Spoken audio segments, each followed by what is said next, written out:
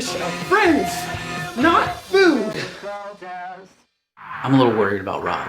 Yes, it's happening. Ever since we tried to summon Cthulhu, he hasn't been the same. I'm growing gills.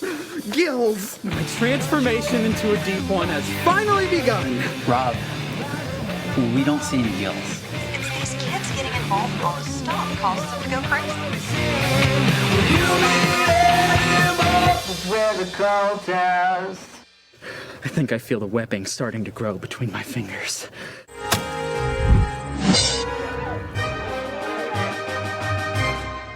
Welcome to Dinner and a Board Game, a new actual play show about friends, good food, and lots of fun at the gaming table. We're your hosts, Megan and Heath.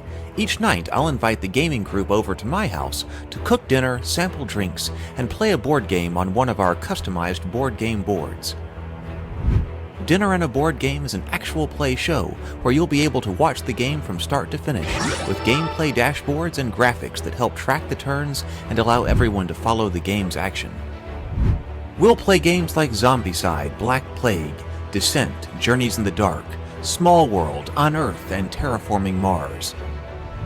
We'll even be joined by special guests such as Lou Anders, J.F. Lewis, and cosmic horror artist David LaRocca. The show is free to watch on YouTube. Just come by my channel, Heath Robinson, and be sure to subscribe. Click Watch Now to start the first episode and join us for fun-filled evenings of Dinner and a Board Game.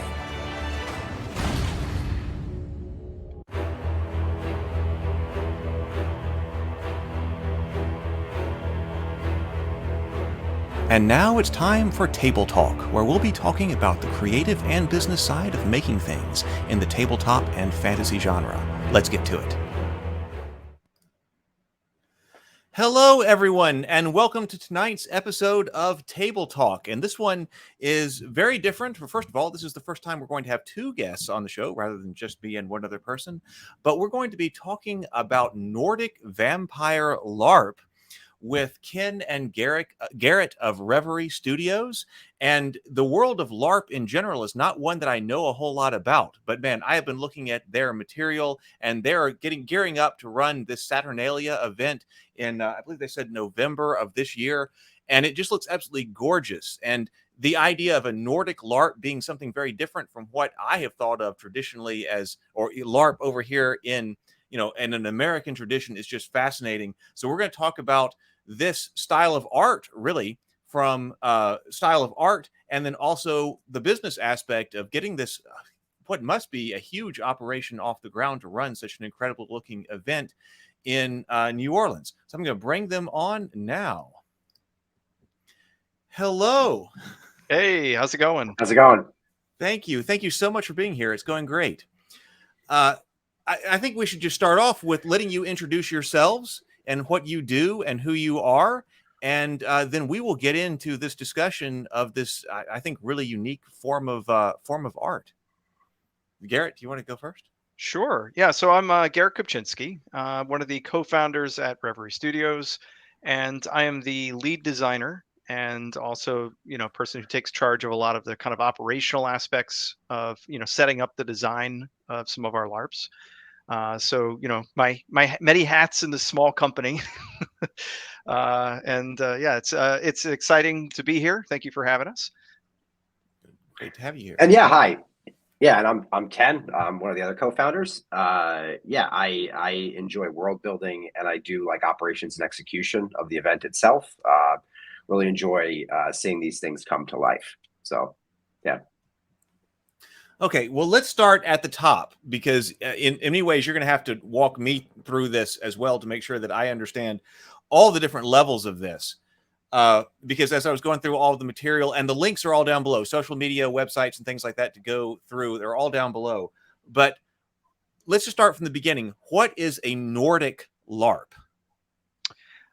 So Nordic LARP is a style, and it's kind of hard to categorize this as, we're not in fact Scandinavian or from Europe. So we're mostly just emulating the sort of artistic styles of something that we experienced. So we came up in the American LARP scene. We played, what we call, sort of the fantasy boffer style LARPs.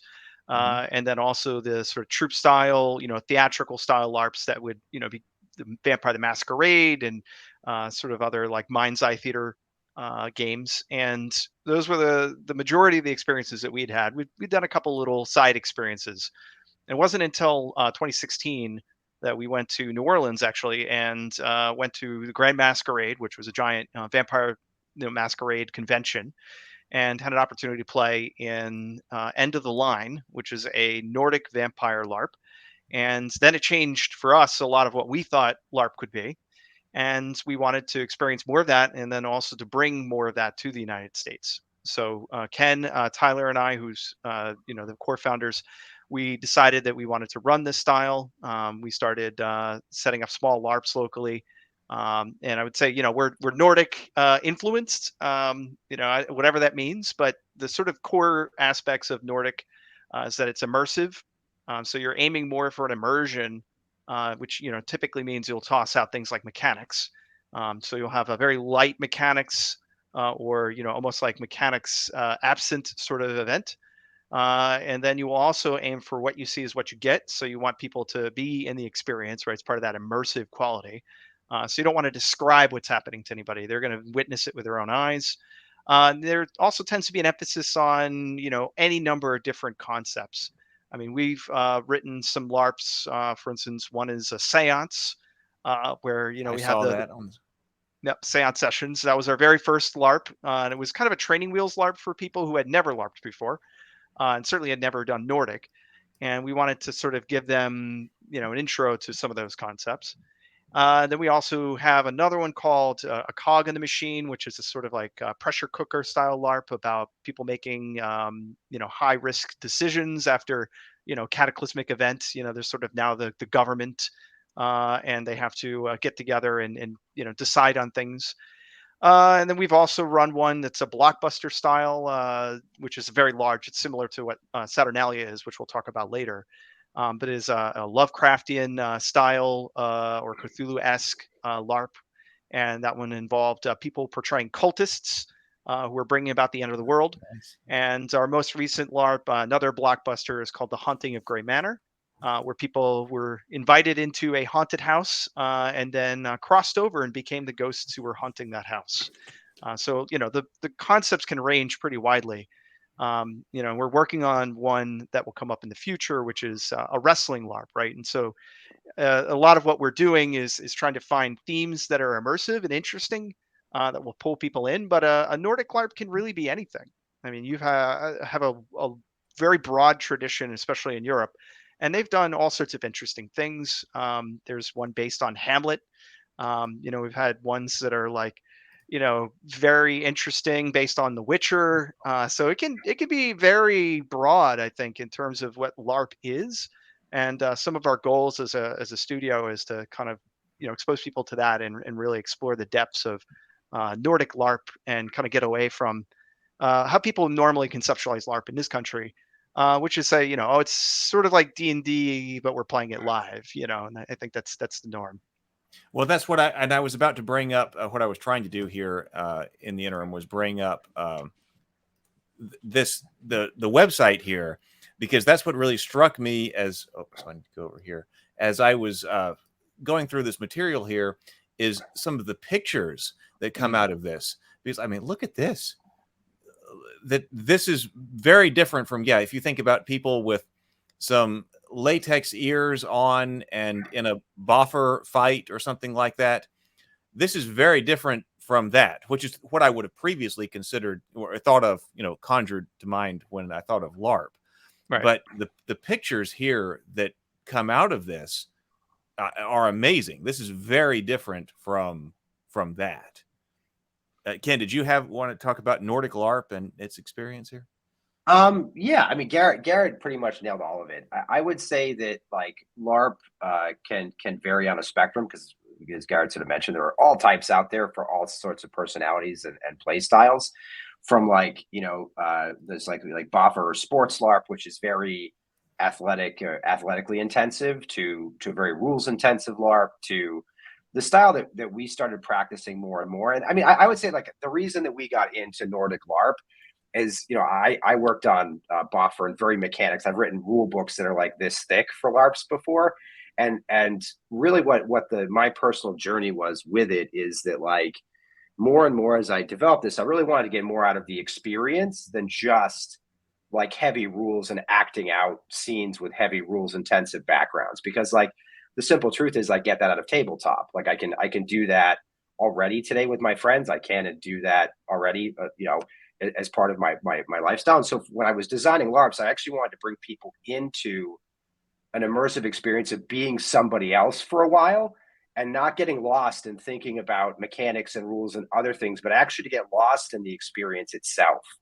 and actually, like, bring them on this character's journey into an event and make it as frictionless as possible for somebody to really involve and get invested into it. So, because I mean, one thing I find is in rules intensive systems, I'm half playing my character, but I'm half doing math and, like, quantifying distance and mechanics and scenes and probabilities and those sorts of things. And so what we tried to do with a lot of the experiences we run now is take a lot of the complication out of it and make it really about the experience itself. Like for Saturnalia, it's you're going to New Orleans and you're a vampire. And we have plenty of safety mechanisms in place, but a lot of the mechanics we have are really for, like, safety and calibration, and not necessarily like, well, I have a 5 combat statistic, so I can win this fight, right? It's really, in the grand scheme of telling us an epic story, who wins the fight is not as tangibly important as both participants getting what they want out of the experience. And that is kind of being a cool vampire in New Orleans. Well, one of the terms that came up in the website and all of the material that I was looking at was form of art. Mm-hmm. Yeah. Which is, again, not something I would associate with buffer weapons, but when I see all of those pictures that are coming out of this, and you had mentioned before we got started that we're kind of in a crossover between game, but also theater and improv. And a lot of the people that I'm connected with, what I'm doing, come out of a theater kind, and actually I did too, out of a theater kind of thing. And so, can you speak more to this, the Nordic style LARP as art form? Because I think that's fascinating. Absolutely. Yeah. So one of the design standards that we have internally is, for instance, we don't refer to our LARPs as games. We try not to. I mean, you slip up now and again, you still refer to it as game and people playing characters. But we actually kind of look at it. It's an experience, right? It's an event. People are participants. And what they're really kind of contributing to is a shared theatrical production. And I think what's unique about LARP in particular is that there is no barrier between you and the character or the experience that you're seeing and being involved in.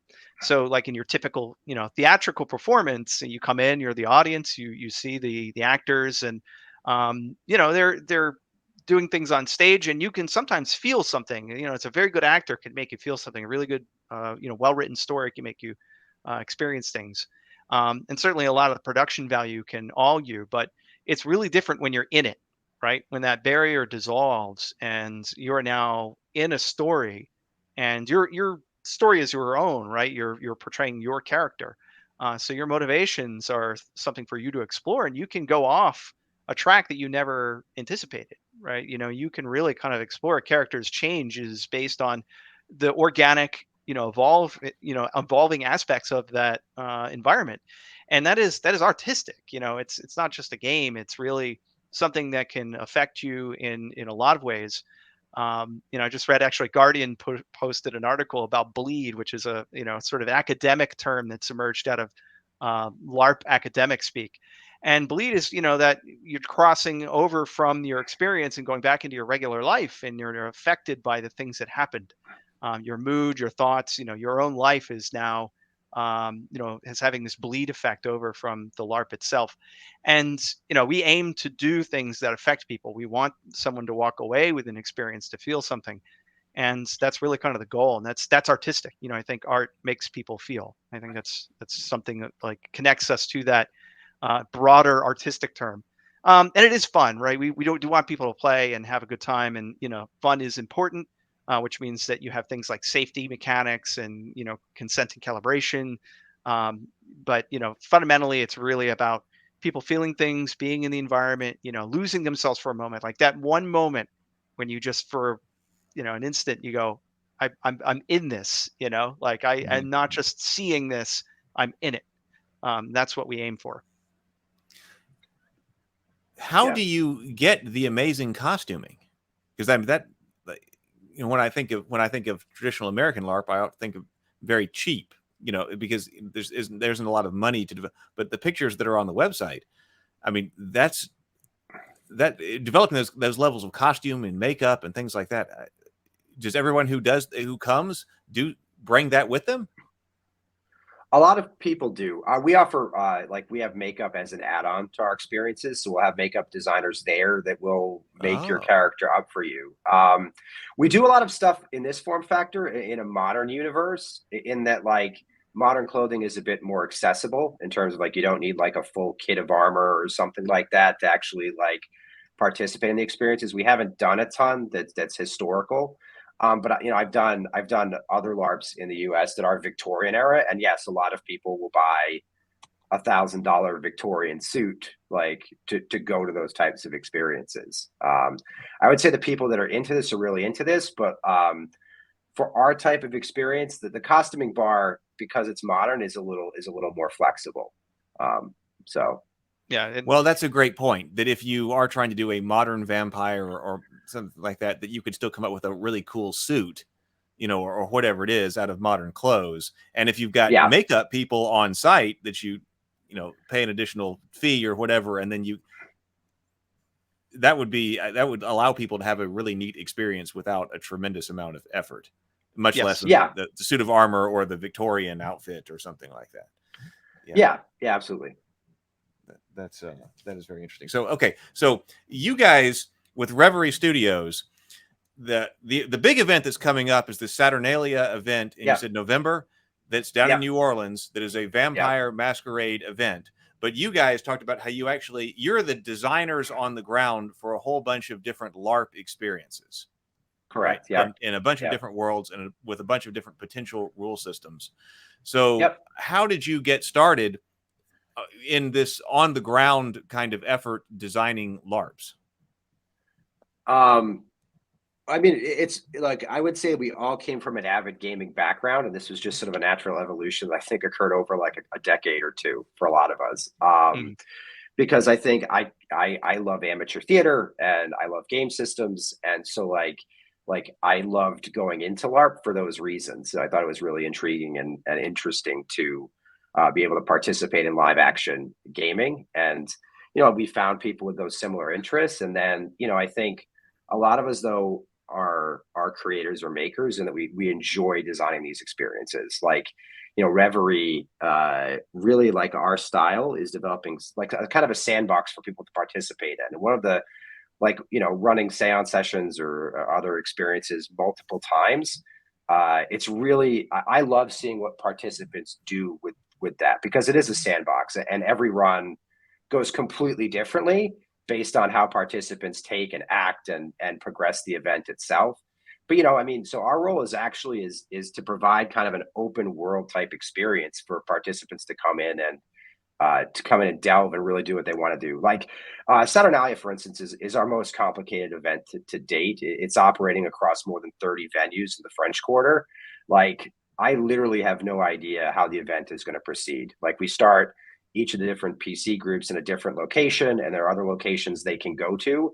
But as far as how the event itself organically emerges, it could go one of a million different ways. And so for me, as a designer, our work is up front, really trying to figure out what is interesting, what is cool, how do we logistically lay out all these venues, how do people flow in these events, how do character groups interact, and how do they construct characters and those sorts of things. But beyond that, it's really up to the participant to drive the experience forward.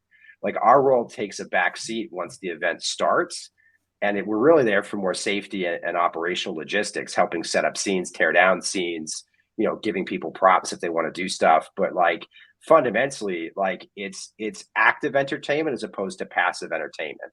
I think that's what Garett was going into a bit by saying the participants are really living these experiences, and people can get whatever they want out of it. I think we've had people explore aspects of themselves that that they don't get to explore in their daily lives, for instance, right? And so for an evening they get to be or do something else that is completely alien to the normal real world experience, which is a very powerful thing. And so our hope is that by providing this really kind of great foundational layer for people to build experiences on top of, that players will interact with one another and build something really like grand and beautiful.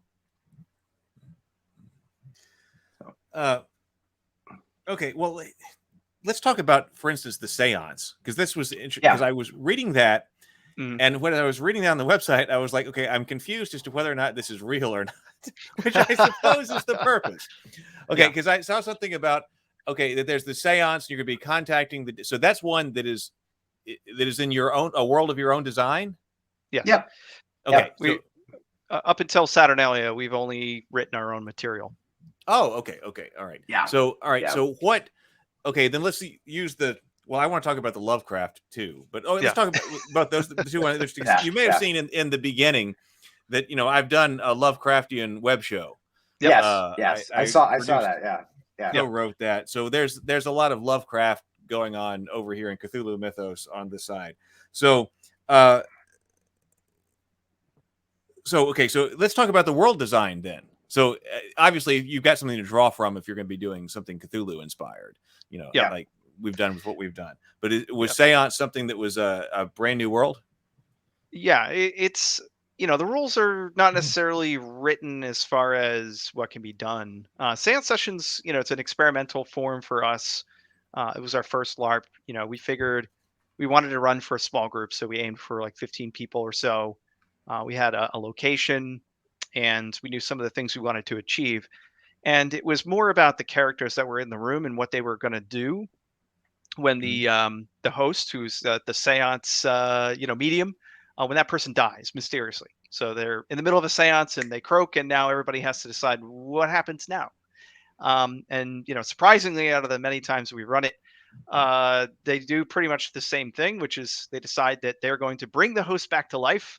I don't know why this is a reoccurring theme, but it's just something they do. And it's kind of the fun aspect of these LARPs in general is, you know, it's a lot of play and fun, and, you know, sort of like once you establish a baseline about, you know, what you can do, and sort of explain to people, okay, here are the rules, right? As far as your interactions with each other, you can't do things to people, you know, that they don't have their consent, right? And you certainly can't make a fireball with your own hands, so it's not real. You can't actually make a fireball. So, you know, the goal for the things you would have to achieve is to get people to agree with you about what's real, right? And to come up with ideas about how to like structure your play around those kind of elements. So seance sessions, you know, people decided, oh yeah, you know, it wasn't just that the host had a heart attack or something. It was, there's actually ghosts here. There's actually spirits. And they decided that was fun, because why else would you go to a seance? We kind of hinted at it for some characters and said, you know, you're a ghost or something. And whether other people believe you or not, I mean, you could say to somebody, you know, I'm possessing a body, right? But they don't have to believe you. There's no evidence you can show them that you're you know, a ghost or otherwise. That's how we wanted to approach that design, you know, so that there can be disagreements and agreements, and people can come to a story together, right, and decide what's interesting for them. And if, you know, with Eschaton, which was our, you know, Cthulhu-esque LARP, we approached it with a similar kind of mindset. We didn't want to kind of get into the gloomier aspects of being a cultist. We decided that there are cults, and they know that the world's coming to an end, and they're actually coming to celebrate it. Because, you know, for one reason or another, let's say you're a cultist and maybe you're kind of reluctant. You just know that the great old ones exist. You have a terrible truth, right? It's a truth that you know. And what you do with that, you know, how you involve that with your reality is part of the psychodrama for the design of that. Then you had other people who were enthusiastically cultists, because it's, you know, it's fun to be a cultist. And we wanted the play space to be more around what do normal-ish people do when they have horrible truths in this sort of scenario, and to try and, you know, just create an atmosphere that was permissive, so that people could explore that and, you know, kind of go down different roads for their character, you know, journey. And yeah, I think with a lot of our LARP design, that's what we try to do, is to bring in, okay, what's fun for people? Like, what, you know, people recognize Cthulhu, so we'll run something like that. A Lovecraftian LARP is interesting. So what can we do to make that interesting? but one of the, I mean, the design artifacts we publish, so we create all the characters in that, like, people fill out a character survey and then we cast them in certain roles. So people Okay. get handed a document that says, like, this is your name, these are your friends, like, these are your goals.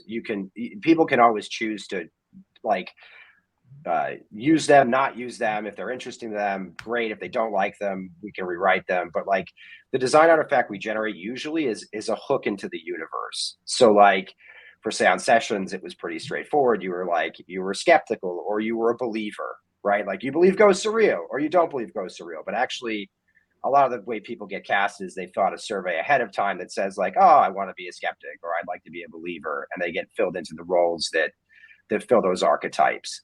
For something like Eschaton, it's a bit more complicated because we generated a whole alternative Cthulhu mythos for it. Like, each of the cults we had, we generated old ones that they were secretly supporting. We had a whole history and backstory about how the cults were one monocult at one point and then all broke apart, and the traditions that they followed, and deep lore on all the cults and how everybody ties into those things. And there was a whole ritual mechanic in the game as to how people could choose which apocalypse ended up being there.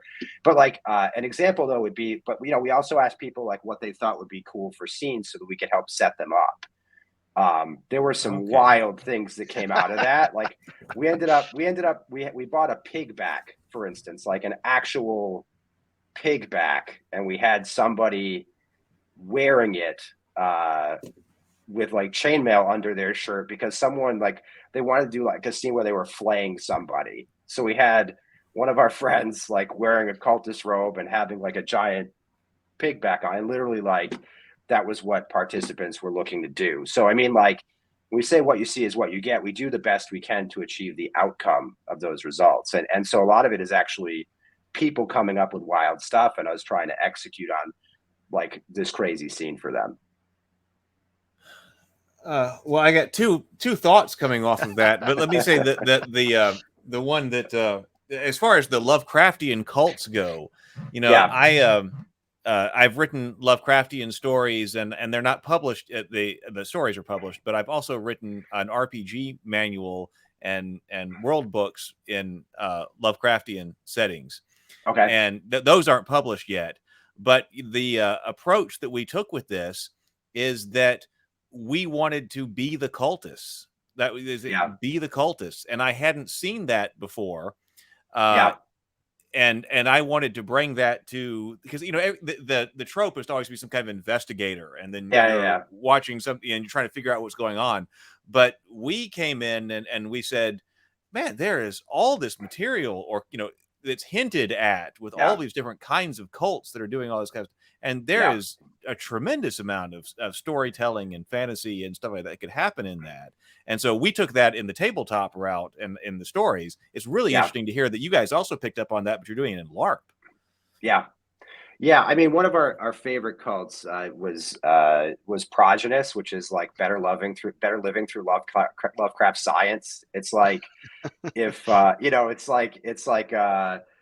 like take your pills and do workouts and advance your career, but through like Lovecraft science, like mega corporation. Like, we thought that was a lot of fun to write and do.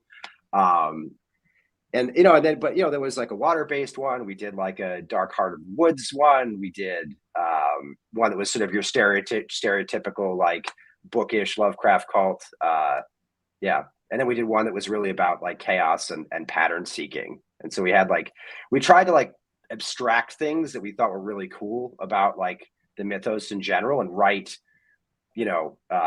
different factions that could embody those kinds of things, and then like what we think an old one could be around those things.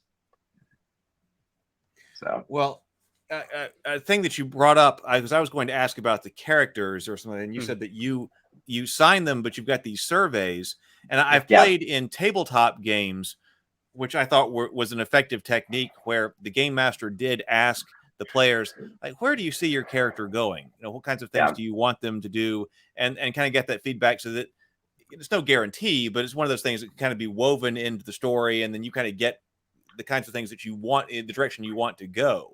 So I thought it was also interesting that you incorporate that element as well. So you fill out the survey and you kind of get your character back. and there may be things, elements of the survey that you weave into the stories. Yeah. Absolutely. Yeah. So Yeah, the way we've done the character design in the past, and keep in mind Saturnalia is a little different. We reach out to people. We say, what are you interested in portraying? Like what kind of experience do you want to have? And we ask those questions so that we can generate something. We have a team of writers usually, and what we do is we write full characters. We'll give them a summary initially and say, here's what we're thinking. Is this something that would interest you? Do you want to change anything? And then we'll go back and write the full character, and there'll usually be motivations and actions to take. There'll be different ways to portray the character. You wanted them to be like a good person or a bad person, or connections that you can have to other characters. So there's like a full multi-page character sheet that you get that allows you to tie into this universe and connect to other people and tell stories. And what we try to emphasize is that once we give that character to you, it's yours. Your story. You're the one portraying this character. You're the one who's going to have the experience. So it's important for you to embody that and to seek out stuff that's going to be of interest to you, because we're not the ones who are the character. You are.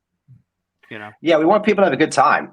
At the end of the day, like this is what people do for enjoyment. And so Right. our hope is that, we give them something that they can really feel connected to a certain extent, because, I mean, in a lot of cases they're traveling, right? Like, they're paying money to come to this experience, and so like the more they're invested into it by actually getting what they want as human beings out of it, like I think overall the better the experience is, because I wouldn't want someone to show up and have a character they were like lukewarm on. I want everybody to be really excited about the roles that they play.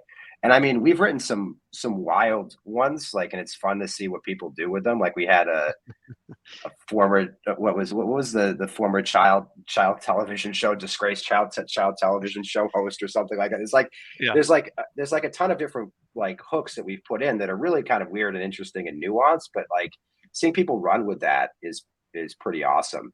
Like the guy who played the child's television show host actually sent out a song that he had contracted and written for what the theme song to his show would have been, like as this television host, just to kind of like continue building internal material and sharing concepts with other players. But people get really deeply into the roles they're portraying.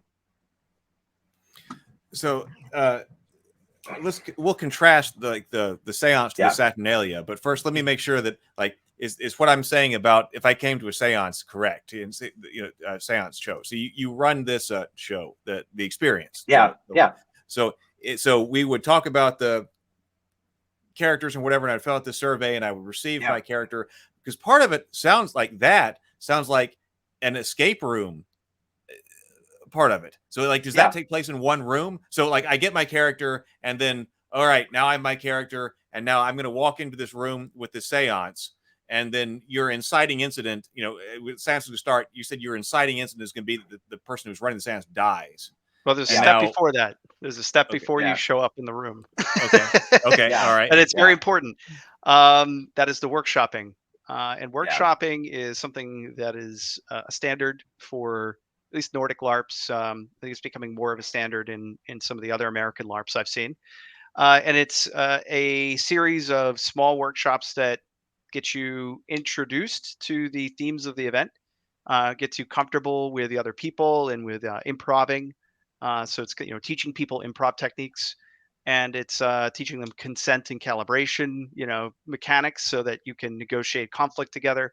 It's a series of things that help you get into the experience. So you're not just cold starting this, like an escape room. They might give you a primer, but once you go in, that's it, right? It's just you and whatever. But this one, you get sort of warmed up first, and then you go in, and there's introductory scene, and then you have whatever is going to occur. So we usually build it like a typical theater play where you have like the acts. So we'll have clearly understood like this is when it's going to end, so that people know like where to aim and sort of like adjust their role play to aim for a climax and to move their story along. So we usually structure things in that way for every single event that we do. Yeah, it's also akin to like horror movie pacing, in that like, because we do write a lot of horror or psychodrama type experiences where like everything is fine and people are interacting normally, and then weird stuff happens, then there's like a cataclysmic event, and then really that's where really I'd say the participants take over, and that's where it kind of goes into the chaos of it. Usually, but the onboarding is important to get people in the state of mind, introduced to the universe, comfortable with like the rules and framework of the experience, and then it sort of devolves into the main part of the experience itself. Because I saw things about like consent and things like that on the website. So, and I was wondering how that meshes with the immersive experience. So, like for instance, if I show up and I don't have any problem with people touching me, like I don't care. Yeah. Is that something that I say then during the workshop phase? I'm like, if you want to touch me, I'm fine with it. Is that where you give consent? That way you don't have to disrupt the event itself. Is that when you talk about that kind of thing? It depends on the experience, especially like post-COVID, it's a bit different, but like, in some experiences, casual touching is okay. Usually you only telegraph motions from the front, for instance, so someone can avoid your touch if they don't want to be touched, so it's a bit of reading those situations. But in a lot of cases for more intricate stuff, because like there aren't combat mechanics, because like, it's like you and I want to get into a fight and it's going to be stage combat or something like that, I would lean forward, and usually there's like a quick, like, hey, off game, like, do you want to get into a fight right now? Like, what are you comfortable with? And I've seen people kick down flights of stairs because they were like stage actors and knew how to like fall down a staircase, or like actual legitimate stage combat, to like just shouting matches, right? But it's because we always emphasize the calibration, because like we don't know where somebody is in the experience. Like if someone's not in the mood to be touched or get into a fight at that point, they have the opportunity to opt out, because there isn't really, because it is what you see is what you get. We sort of have to maintain that level of like consent and calibration.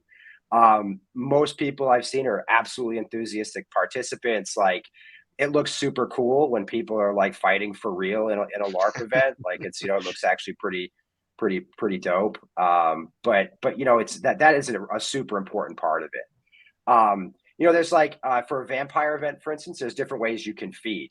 Like you can bite somebody's neck, you can bite somebody's wrist, you can put your hand on top of somebody's wrist and bite your own hand, right? You could put your hand on something, but like negotiating that is super important, because it's close contact, but also like it looks pretty cool when someone, even if they're biting their hand on your neck, if you're like, like masking it, it looks like a vampire feeding. And so it adds really, I'd say, a ton to the immersive aspect of like what's actually happening at the event. But is that like what you're talking about right there, where the feeding is about to take place? Is that negotiated there in the moment, or yes. Okay, yes. in the moment? Okay. Yeah. For something like feeding, we'll have a mechanic that's like, off game feeding, and then you can specify like, use your hand on my neck, and then they would do that, right? Like it's like a super quick, like half second to a second negotiation. Like it's not like usually a prolonged. That's what the workshopping is for, is to get people comfortable with like off game. Like I want feeding. So quick hand on neck, and then people know what that is. Okay, then some people are like, bite me, Yeah, exactly. Yeah, exactly. Right. Yeah. But no, like, but that's it. It seems clunky at first, but it really doesn't flow that way in the experience. It's actually a second, 2 seconds, 3 seconds of conversation. And what the outcome of it is, where everyone's happy with how the scene generates, and like actually what it looks like to other people that aren't directly involved in the scene is pretty cool. Okay, so let me just follow through with my last line of thought before we move on. So then we've done the workshopping, then I've got my character, and then I'm at the seance one, and then I come into the room, okay, and then that's when it's on. Yeah. And does that one take place entirely within a room then? That one does usually. It might be like 2 rooms. Where we've run it before, it's been 2 rooms, 3 rooms, like a coat room, and then a library, and then a main kind of area. Okay, and how long does that last? That one's usually I think about 4 hours. I think. Yeah, is that right? 3 or 4 hours. Yeah. It's Yeah. been a while since we've run it, so I don't remember the exact runtime. It's shorter. It's meant to be done. You do it in like one day. It's a low lift. Anybody can show up and do it. Okay. Yeah. All right. So that's not that I'm sure that still coordinating all of that is a huge deal, but okay. But if you say I'm doing this basically impromptu theater experience, art experience, Yeah. over 4 hours, and it's going to take place within 2 rooms. Okay. I mean, it sounds really cool to me. I kind of want to come and do it. But okay, that sounds very different from what I was reading when I was looking at the Saturnalia website. Yeah. And you're all over the French Quarter of New Orleans. Yeah. How do you even start to coordinate something like that? I mean, it seems like it would have all of the problems of trying to coordinate a film shoot. Mm-hmm. Yes, it does. Yeah. The answer is and yes, potentially it does. more. Yeah. You know? Yeah. No, it's actually funny. You bring up film shoot. We were chasing the interview with the vampire film crew all over New Orleans, like when we were starting to book for this event, because we're all booking like the same venues. So we got hooked into the AMC show Interview with Vampires, like production team at one point. But no, it is. It has a lot of the traditional like challenges of like a film shoot or a major theater, with like the challenges of running like a one-time LARP event. I mean, it's a pretty complex thing to do, to be honest. Well, I can completely believe it. How long has it taken to try to organize this? We started in about September, I would say, like actively. But you know, it was tied to the Kickstarter. So you know, talking about some of the unique aspects of this project, the Kickstarter funded this LARP. So if the Kickstarter didn't fund this LARP, then we wouldn't have run it. But we wouldn't have started prepping for this really until it was funded. So you know, once it was funded, then it was all boots on the ground, and we started moving. Okay, so with the Kickstarter, it was, so you said September, so that would be like 14 months. That's 14 months after the Kickstarter. Just about. Yeah. Okay. Once the Kickstarter had run, so to me, I mean, running a Kickstarter is a major deal. So yeah, you're talking about, I don't know, 18 months then from saying I got this idea, we got to run this Kickstarter to try to get it funded, and then once we get it funded, then we got 14 months to actually organize it. Yeah. Pretty much. You don't want to do these in less than 9 months, honestly. Like finding venues, getting everything written, designed, casted, costuming, vendors. Like it takes about, I'd say, to do one of these like blockbuster, like very large experiences really well, it's about 9 months. Yeah. How many people are you expecting to be participants in this? We have about 200 right now. We'll sell up to 250 tickets, so there is a cap on the experience, but yeah. Okay, up to 250 people. You said 30 different venues in the French Quarter of New Orleans. Yep. Now, of course, you don't have to say what it is if that's secret, but is there going to be, like, you don't want to just have everybody just wandering around like, okay, we'll start. So, like, when you're talking about the inciting incident of the seance being the guy drops dead, there's going to be, everybody's going to show up and doing something, and there's going to be some type of incident. Yes. That's going to drive action for all night, right? Yeah. So like venues are broken up between, like, we call them tertiary, secondary, and primary. So tertiary is where everybody starts. Everyone gets like a cool place to start the night. Secondary is where they would go after they leave their launching pad to kind of get more on board into the experience. And then we have a second line, like the traditional New Orleans type funeral march that marches into the main venue, which is a historic kind of house in the French Quarter. So we have this whole like old school mansion that we've rented out for the main event itself. But people can still go to the other venues. Like we have a lot of stuff reserved for the evening. So, but that's the flow of this particular event. It's like where you would start the night preparing for a big vampire party, like where you would go to kind of pre-party and meet other people outside your group and kind of get more immersed into the experience, and then sort of the march into the experience itself. And you're a partner in the creation of this particular one, right? The Saturnalia event, because this one being vampire, you're partnering with like the people who own vampire in this world. Well, we're doing a production for a company that is licensing that IP. Okay. So they approached us because they're doing this Nordic style handbook, for Vampire the Masquerade, and they wanted to tie that to an actual LARP because they wanted to promote this style, right? They believe in it. They want to showcase what it can do. A lot of people are familiar with the old style for Mind's Eye Society, so they said, well, we got to teach people, especially folks who may have no idea what LARP is. what this looks like. And we're the American studio that I'm aware of, anyways, that's closest to this style. And we also have a relationship with the person who's writing that book, Johanna Peterson. So he was comfortable working with us, and he's one of our co-designers for Saturnalia. So By Night Studio said, "Hey, would you be interested?" And we talked to them, gave them a pitch for the Kickstarter, and now the rest is history at this point. But yeah, it's been a fun and interesting journey for sure. Yeah, Chris, one of their board members, was a participant at Eschaton. So he was at our Lovecraft LARP, and he was at Haunting of Grey Banner. So we've known Chris forever in the vampire community. So he sort of pulled us into the whole project. When you're approaching somebody in New Orleans and you're saying, I'm running this event and I would like this to be a potential venue. Yeah. What is that like? I mean, I suppose you have to have basically like a location release form and everything signed, again, kind of like a film, I guess. It depends on the venue. New Orleans is one of those cities that's pretty fast and loose, I would say, like pretty fast and loose with, it depends on the venue. Realistically, we have insurance and contracts and plenty of stuff for some of the venues, especially like the larger venues we're working with. For a bar where somebody's starting out, like it's not as big a deal. Like we prepay for some drinks, and we'll pay for a reserved space there. But that's all that, that's short money, and they're fine with not like deeply contracting it.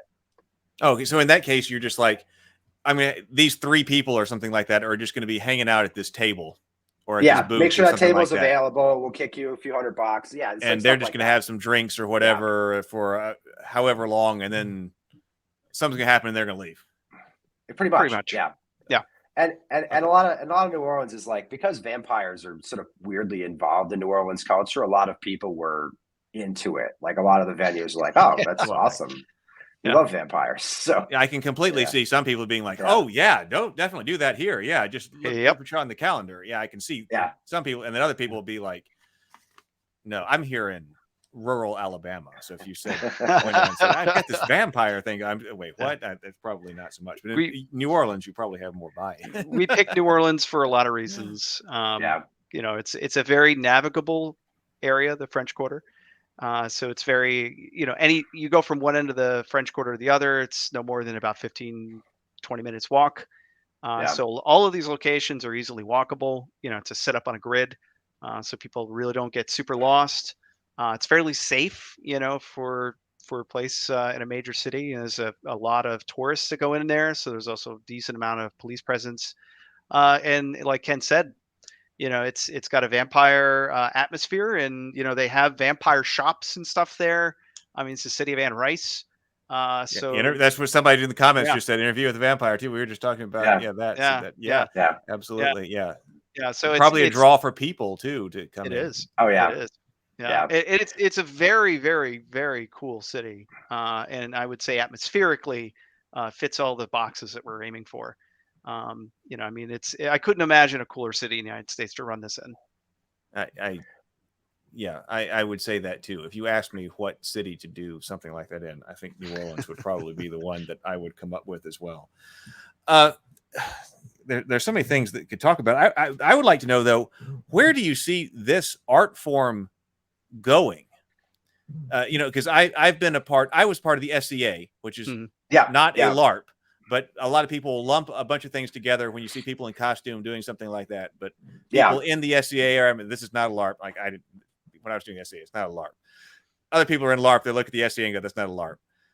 But when I look at what you guys, and I don't think I would go to, like I've never been to what I would describe as a traditional American LARP. That's just not the kind of thing that I would go to. But when you guys are talking about this, I'm like, well, God, this sounds amazing. But I don't know a lot of people who are talking about it. Now, maybe that's just my area. But where do you see this going? Because I would think with all the cosplay interest that is, I see that, everywhere, and you've got all of that an immersive experience like what you guys are talking about with this particular Nordic style LARP, is this on the ascendancy? Is this something that is coming up and you're expecting to expand?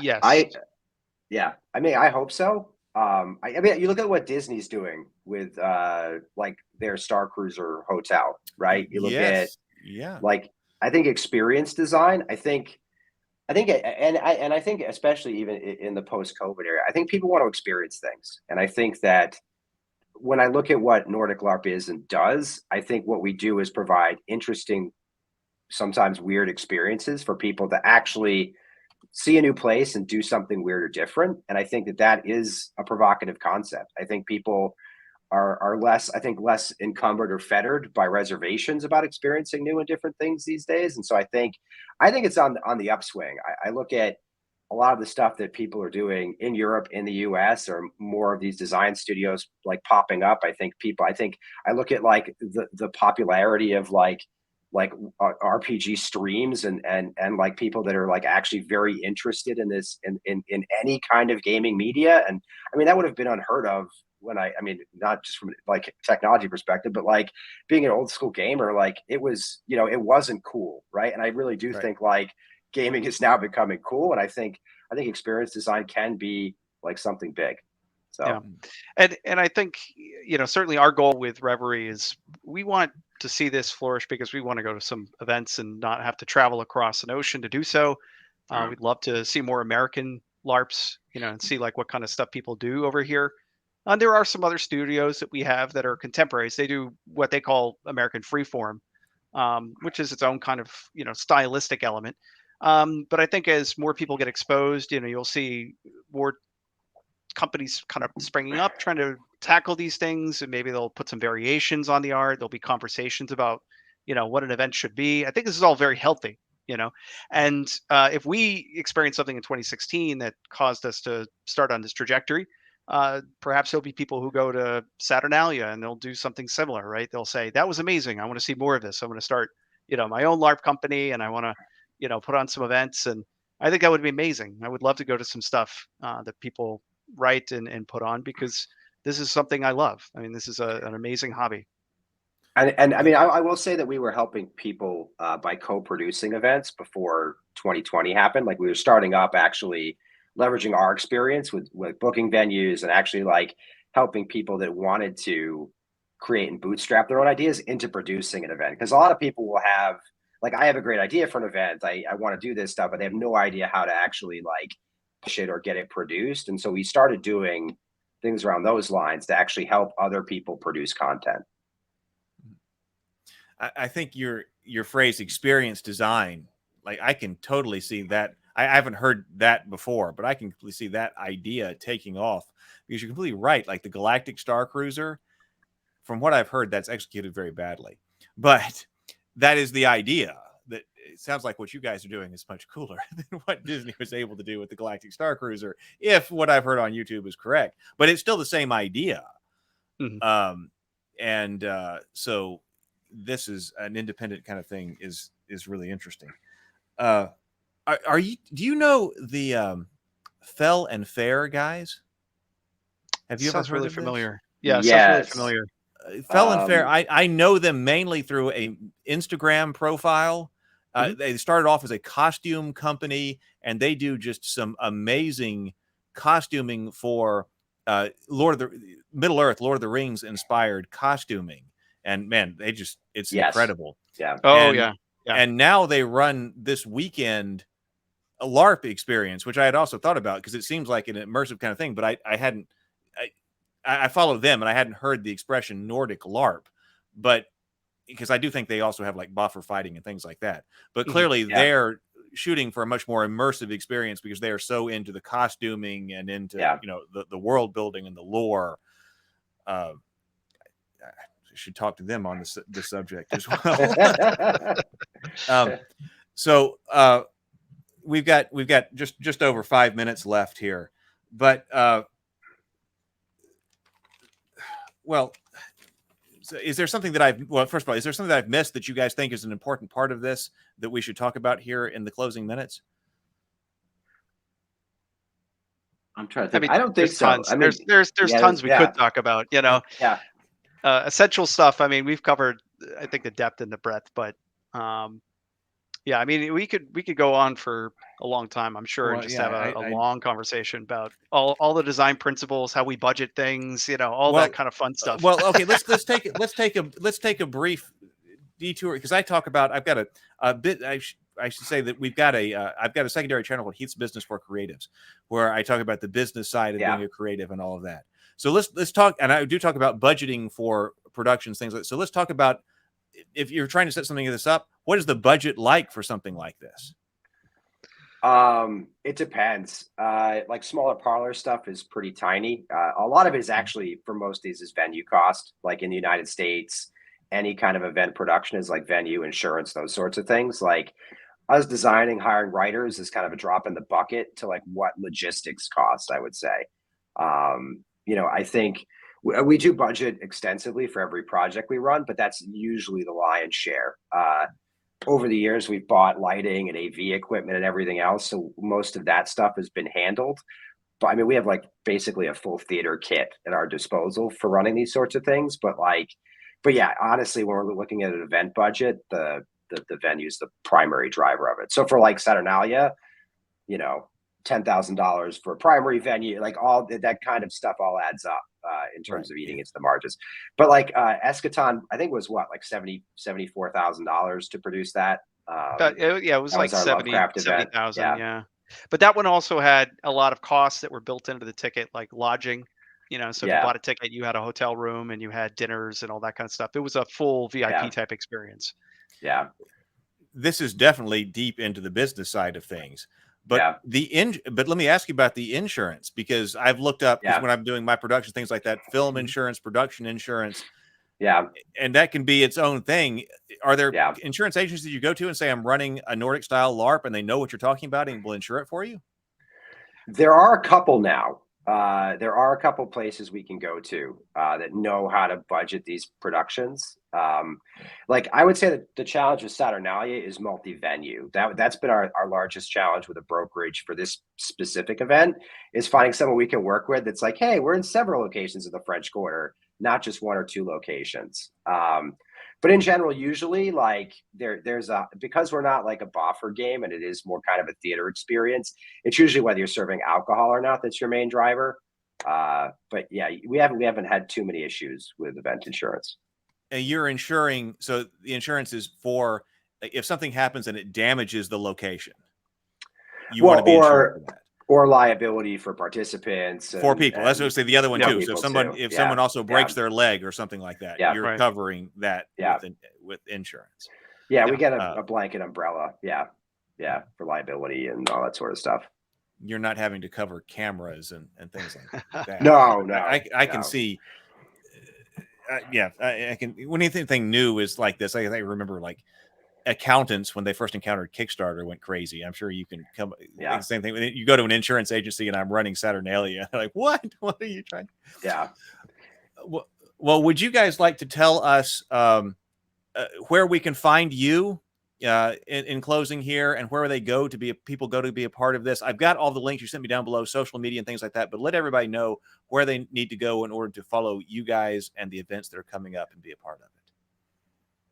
Yeah. So, sure. We're on Facebook. We're on Instagram. You can also find us on Discord, where we have a pretty active, especially for Saturnalia, a pretty active channel. VampireLARP.com, which amazing, by night studios find, very easy for people to search. That's where you go for Saturnalia particularly, and how you find information about how to sign up and join. I would say, go to reverie.studio for our personal studio page. And if you're interested in experience, go to vampirelarp.com. And those are the two things that you need to know. Yeah. And drop on the Discord, say hi, ask more questions. We're happy to answer them. So, okay. And what's the Discord? How do they find the Discord? Is it it's linked on the site. Yeah. It's Reverie Studios and Discord, but it's linked on the site too. Yeah. All right. Well, wonderful. Thank you so much for being here. I have enjoyed this. There is a lot more we could talk about. I'm interested in it. I want to come. I think I need to look at We'd love to have you. Fantastic. Yeah, absolutely. All right. Thank you so much. Thank you. Thank you. Thank you, Heath. Yeah.